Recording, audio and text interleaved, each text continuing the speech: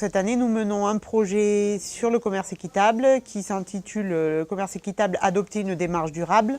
Avec une classe de première commerce. Ce projet est particulièrement intéressant pour cette classe de première Bac Pro Commerce puisqu'il est complètement en lien avec leur domaine d'activité, leur domaine de professionnalisation, là où ils vont faire les stages, et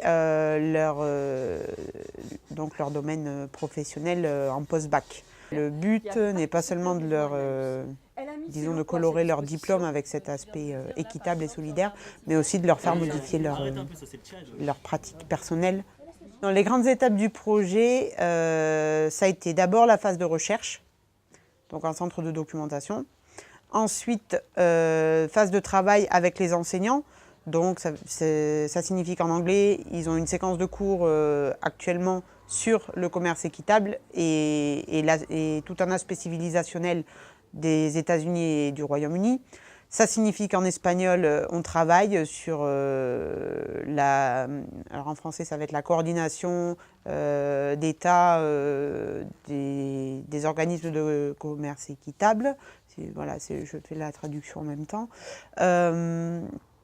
Ça signifie qu'on a une séquence de cours sur le commerce équitable, sur notamment là le commerce du café entre le Mexique et l'Espagne par exemple, sur le label Comercio Justo México, qui est un des rares labels autres que Max Havelaar qui tamponne les produits équitables.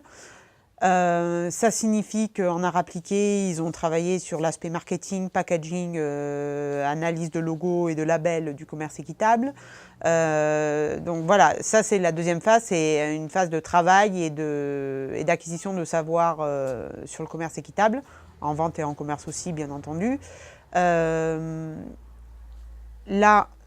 aujourd'hui, nous sommes 4 groupes à être venus visiter une enseigne associative, une enseigne privée, à être venus visionner un documentaire en centre de ressources, venus voir le centre de ressources du commerce équitable pour comprendre comment le commerce équitable s'inscrit dans la réalité des choses, hein, au-delà du lycée.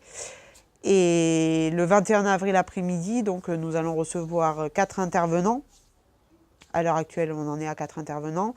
Donc les élèves vont les convier et ça va être un temps fort du projet, un temps d'échange, un temps de questions, un temps j'espère, de réponses et de solutions pour les élèves. Voilà, avec des présentations documentaires également et surtout un temps déjà d'échange avec une autre classe, puisqu'il y a une classe de première accueil relation client, c'est donc un autre bac professionnel, qui vont venir poser leurs questions également. Et il y aura le temps de l'exposition, qui sera le temps de la présentation de la production finale et de l'explication et du bilan et du retour sur qu'est-ce qu'on a appris. Est-ce qu'on pense que ça va changer quelque chose dans ce qu'on fait tous les jours? Est-ce qu'on pense qu'on va voir les choses différemment? Qu'on va s'interroger un peu plus.